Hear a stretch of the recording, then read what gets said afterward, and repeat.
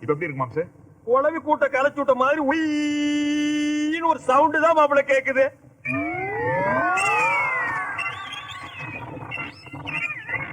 ஐயோ ஐயோ போச்சு போச்சு. அரைகுறையா கேட்டுட்டு இருந்தது. காய்ச்சல் எண்ணெய் ஊத்து சுத்தமா குழப்பிட்டா. காலையில கேட்டது இப்ப கேட்க மாட்டேங்குது. ஐயா ஐயா மாப்பிள்ள, இது உனக்கே நல்லா இருக்கா? நான் பாட்டுக்கு டென்ட் கோட்டாயில டிக்கெட் கிழிச்சிட்டு இருந்தேன். என்ன கூட்டிட்டு வந்து காது ஜவ பிச்சை எடுத்துட்டீங்களே. இத்தனை வயசுக்கு அப்புறம் நான் காது கேட்காம ஊருக்குள்ள அலைஞ்சா என்ன நினைப்பாருங்க மாப்பிள்ள. மாப்பிள்ள நல்லா காது கேட்கறேன்னு ரோட கிராஸ் பண்ண முடியல. நான் இந்த காதோட ரோட கிராஸ் பண்ணா எவனாவது லாரிக்கார அடிக்கத்தான் போறேன். நான் அனாதை போனமா சாகத்தான் போறேன். ஐயோ ஐயோ ஐயோ, எனக்கு இன்னும் கல்யாணம் கூட ஆகலையே. இந்த சேரி ஊருக்குள்ள தெரிஞ்சா செவிட்டு மாப்பிளைக்கு எவன்டா பொண்ணு கொடுப்பான்? மாம்ஸ், நான் உனக்கு கல்யாணம் பண்ணி வைக்கிறேன் மாம்ஸ். நல்ல பொண்ணா பார்த்து நான் உனக்கு கல்யாணம் பண்ணி வைக்கிறாங்க. அட இப்ப கேக்குறியா மாம்ஸ்? உனக்கு காதெல்லாம் நல்லா தான் கேக்குது. நான் தான் சவுண்ட கட் பண்ணிட்டு வாயை மட்டும் அடிச்சேன். சும்மா ஒரு விளையாடுத்தேன். விளையாண்டியா? ஏயா நீ விளையாடுறேன் காது என்ன பிளே கிரவுண்டா? யோ விஷயம் எவ்வளவு பெரிய சீரியஸா போயிட்டு இருக்குது. கொஞ்சம் கூட விவரம் இல்லாம ரெண்டு பேரும் விளையாடுறீங்களே. ஏன் உன் காது எவனாவது கிழிச்சிட்டானா? அது இல்லையா, நான் ஏற்கனவே சொல்லியிருக்கேன். என் முன்னாடி பயங்கரமானவ வில்லாதி வில்லி, அவகிட்ட ஜாக்கிரதையா இருக்கணும்னு கேட்டீங்களா? இப்ப பார் வக்கீல் நோட்டீஸ் அனுப்பிச்சிருக்காயா? யாருக்கு? உனக்கு தான் மாப்ள. உன்னையும் என் மகளையும் நிரந்தரமா பிரிக்கிறதுக்காக டைவர்ஸ் நோட்டீஸ் அனுப்பிச்சிருக்கா. அனுப்பிட்டு அதுக்காக நீ ஏன் எந்த குதிக்கிற? அந்த அம்மா ஒரு டைவர்ஸ் நோட்டீஸ் அனுப்புனா அந்த அம்மாவுக்கு நம்ம ஒரு டைவர்ஸ் நோட்டீஸ் அனுப்புவோம். எப்படி மாப்பிள்ள, நீ கட்டின தாலியை புடுங்கிறதுக்கு அந்த அம்மா அலைன்னு அலையல. அதே மாதிரி அவ கழுத்துல தொங்குற தாலியை நம்ம புடுங்குவோம். மாம்ஸ், அந்த அம்மா கழுத்துல இருக்கிற தாலியை நாம எப்படி மாம்ஸ் புடுங்க முடியும்? அட அவ புருஷன் நம்ம கிட்ட ஸ்ட்ராங்கா நிக்கிறானே. இந்த ஆளை வச்சு அந்த அம்மாவுக்கு ஒரு நோட்டீஸ் அனுப்புவோம். ஐயோ ஐயோ, ஏண்டா பிரிஞ்சு கிடக்கிற குடும்பத்தை ஒண்ணு சேர்த்து வைங்க. 2 பேர்த்தையும் ஊர்ல இருந்து கூட்டு வந்தா நானும் அவ்வளவு சந்தோஷமா குடும்பம் நடத்திட்டு இருக்கோம். எங்களை பிரிக்கலாம் பாக்குறீங்களா? அடச்சே, நீ என்ன சந்தோஷமா குடும்பம் நடத்தின? நாங்க தான் ஊருக்குள்ள வந்தோடனே உன்னை விசாரிச்சு பார்த்துமே.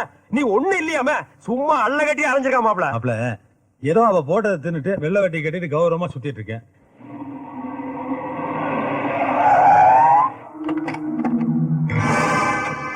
சார் கோர்ட்டுக்கு போறதுக்குள்ள கொஞ்சம் உங்ககிட்ட தனியா பேசணும்னு ராஜலட்சுமி அம்மா சொன்னாங்க. மொத்தமா பேசிக்கலாமா இல்ல தனியா பேசலாமா? சார் ரொம்ப டீசன்ட். தனியா தான் பேசுறாரு. வாங்க சார் போலாம். மாம்ஸ், நம்ம கிட்ட ஏதோ தனியா பேசணும்னு சொல்றாங்க. நீங்க போயிட்டு இருங்க, நான் பேசிட்டு வந்துடுறேன். மாப்பிள்ள, பேசுறது சவுண்டா பேசு, சத்தம் அங்க கேட்கணும். பாருங்க. உட்காருங்க.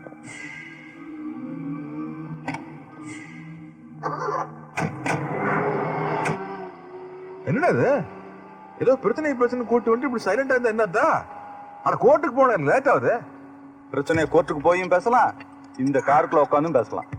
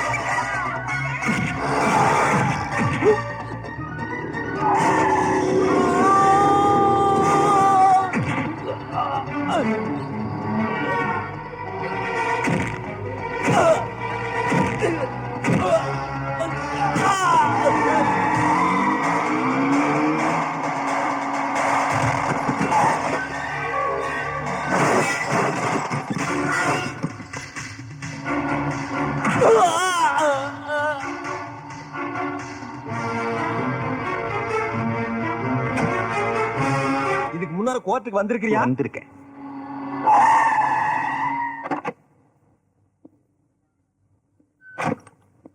மாப்பிள என்ன போகும்போது கார் வயசு புள்ள மாதிரி இருந்தது இப்ப கிளவி மாதிரி ஆகி போச்சா? எல்லாம் மாமியார் காரியோட சரி வேலை தான். எப்படியாச்சும் கோர்ட்டுக்கு வரவிடாம பண்ணணும்னு பார்த்துட்டு தட்டி எரிஞ்சிட்டு வந்தாச்சு. ஆமா ஒண்ணு லேட் ஆயிரல. இல்ல கரெக்ட் டைம் தான். வந்தாச்சு வந்தாச்சு, உங்க ஆள் வந்தாச்சு. யோ டாடி, கபி கபி. சும்மா இருங்கப்பா.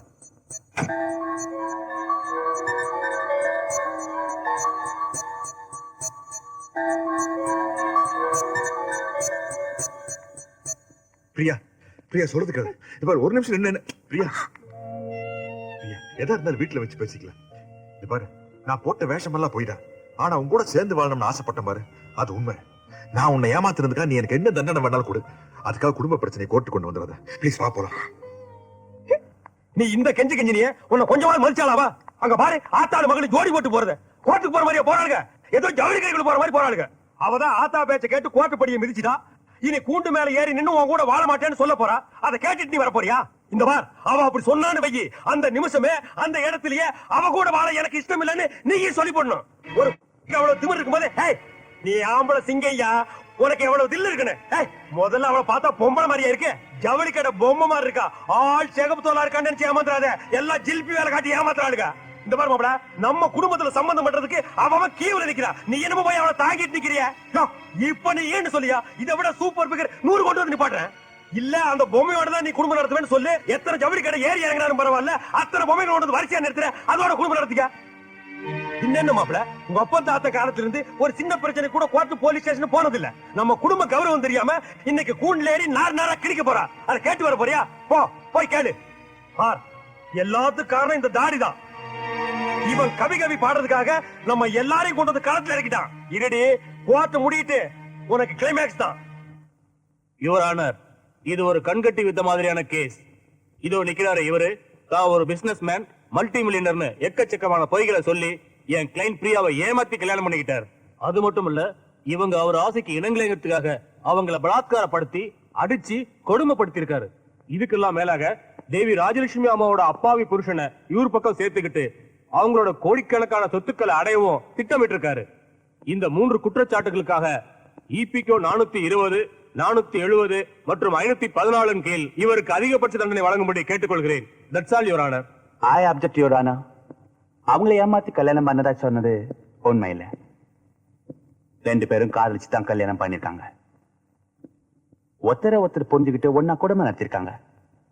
இதுல அவங்களை அடிச்சு கொடுமை பத்தினதா சொல்றது சுத்தப்பாய். ஏன் அவங்களே கேட்டு பாருங்க. பிரியா அவரு என்ன அடிச்சு கொடுமைப்படுத்தினாரா? ஐயோ, ஒரு ஆம்பளைய கோவமா அறிய தெரியாது. ஆமா பிரியா, என்ன ஆப்போசிட்ல ஆயிரம் நினைக்காத. உன் ஃபேமிலி மெம்பரை நினைச்சுக்கிட்டு சத்தியமா சொல்ல, அந்த ஆள் உன்னை அடிச்சு கொடுமைப்படுத்தினாரா? எஸ், அவர் என்ன அடிச்சாரு, கொடுமைப்படுத்தினாரு. எத்தனை தடவை சொல்றது?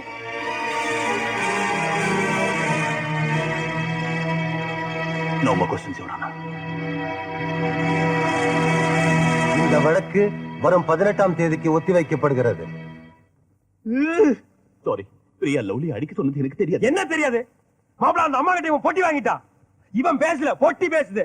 இவன் வாழ்க்கை நல்லா இருக்குங்கிறதுக்காக இவன் பொண்டாட்டி கையில பொட்டியை கொடுத்து அனுப்புனேன். நம்ம பொட்டியை கட்ட ஆரம்பிச்சா இவன் மூஞ்சியா இது பாரு, கண்ணு குடிச்சு நாய் மாதிரி உட்கார்ந்துருக்கான். இவன் என்ன வக்கீலே? இவன் மூஞ்சி இப்படி, ஓ மாமனார் மூஞ்சி அப்படி, ஓ மாமியார் மூஞ்சி எப்படி? அந்த குடும்பம் விளங்குமா? இந்த பாரு மாப்பிள, நம்ம வாழ்க்கையை நம்ம தான் காப்பாத்திக்கணும். நான் பேசுறேன், இல்ல நீ பேசு. நான் பேசுறேன், நீ பேச.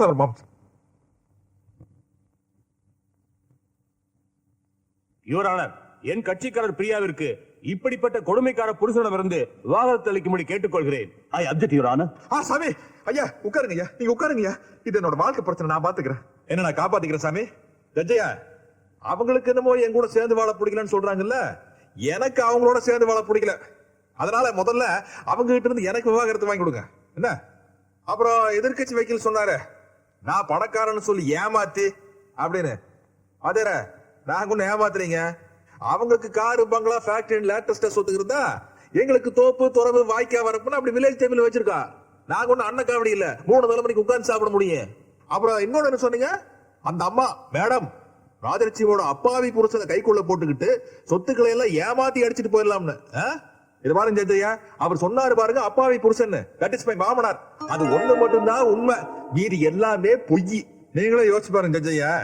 பெத்த அப்பனே வந்து இந்த மாதிரி சொந்தம் விட்டு போக கூடாது, அதனால நீ வந்து என் பொண்ணை பார்த்து பேசி பழகி ஒரு டைப்பா கரெக்ட் பண்ணி செட் பண்ணி லெவல் பண்ணிக்கப்பா அப்படின்னு சொல்றாரு. அப்புறம் அவரே எனக்கு அட்வைஸ் வேற கொடுக்காரு. ஆனா வேட்டி கட்டி காட்டா மாதிரி வராருப்பா, அது பட்டணத்துக்கு உனக்கு திரும்பி கூட பார்க்காது, ஒரு பேண்ட் கட் போட்டு அப்படி ஸ்டைல வந்தா தான் சரிப்பட்டு வர அப்படிங்கிறாரு. அவர் வந்து சொன்ன மாதிரியே வந்தேன், பார்த்தேன், பொண்ணு கண்ணுக்கு லட்சணமா இருக்குது. எங்க பாருங்க எப்படி எகிரி ஏகாந்தமா இருக்குது பாருங்க. மனசார காதல் செஞ்ச ஜெயா, அதுல எந்த விதமான மாற்றம் கிடையாது. சந்தோஷமா குடும்பம் நடத்தினா அதுலயும் எந்த விதமான மாற்றம் கிடையாது.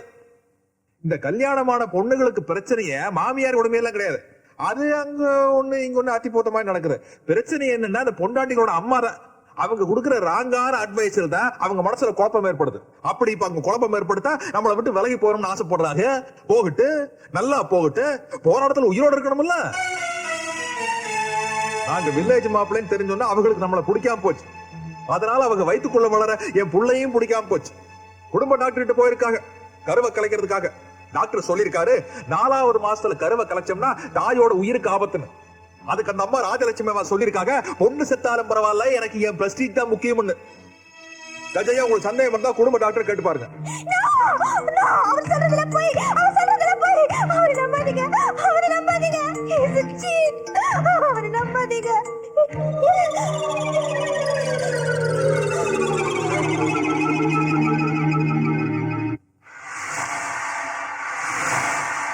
அவர் சொல்றதெல்லாம் உண்மைதானுங்க. அந்த ராஜலட்சுமி அம்மாவோட ஃபேமிலி டாக்டருங்கிற முறையில 10 வருஷமா நான் அந்த அம்மாவோட பழகிட்டு இருக்கிறேனுங்க. 2 நாளைக்கு முன்னால பிரியாவை கூட்டிட்டு கிளினிக்கு வந்தாங்க. வந்து பிரியா வயித்துல வளர கருவை கலைச்சிருன்னு சொன்னாங்க. இந்த நேரத்துல கருவை கலைச்சா பிரியாவோட உயிருக்கே ஆபத்துன்னு அந்த அம்மாட்ட சொன்னானுங்க. அதுக்கு அந்த ராஜலட்சுமி அம்மா, என் மகளை விட என் பிரிஸ்டீஜ் தான் எனக்கு முக்கியம்னு சொன்னாங்க. இந்த நேரத்துல தான் அவர் வந்து என் பொண்டாட்டிக்கு ஏதாவதுன்னா உன்னை தொலைச்சு போடுன்னு மிரட்டினாருங்க. அப்புறம் நான் ட்ரீட்மெண்ட் அடுத்த வாரம் பண்றேன்னு சொல்லி தட்டி கழிச்சிட்டானுங்க. அதனாலதான் சொல்றேன் ஜெயா, என் பொண்டாட்டி என்னை விட்டு பிரிஞ்சு போகிறோம்னு நினைச்சா கூட அவ எங்க இருந்தாலும் நல்லா இருக்கணும்னு நினைக்கிறோம்னா. ஆனா பிரியா இப்ப இருக்கிற நிலைமையில அவங்க அம்மா கிட்ட இருந்தா அது அவளோட இருக்க ஆபத்து. அதனால குழந்தை பிறக்க வரைக்கும் அவ என்னோட கவனிப்புலயும் அவங்க அப்பாவோட பாதுகாப்புல இருக்கணுங்கிறத என்னோட கோரிக்கை. அதுக்காக எத்தனை லட்சம் ரூபாய் ஜாமீன் தொகை கட்ட சொன்னாலும் நான் கட்ட தயாரா இருக்கேன். குழந்தை பிறந்ததுக்கு அப்புறம் அந்த குழந்தை எங்கிட்ட விட்டு போனாங்கன்னா அதை என்னோட வாரிசா எடுத்து வளர்த்துக்கிறேன். இல்ல அவங்க கிட்ட தான் குழந்தை வளரணும்னு ஆசைப்பட்டாங்கன்னா நான் சந்தோஷமா அனுப்பி வைக்கிறேன். இதுவரை நடந்த வாதங்களை மனதில் கொண்டு கருத்து வேறுபாடுடைய தம்பதிகள் ஒன்று சேர ஒரு வாய்ப்பாக இதனை கருதி குழந்தை பெறும் காலம் வரை திருமதி பிரியா அவர்கள் தந்தையுடைய பாதுகாப்பிலும் கணவனுடைய பராமரிப்பிலும் இருக்க வேண்டும் என கூறி தீர்ப்பளிக்கிறேன்.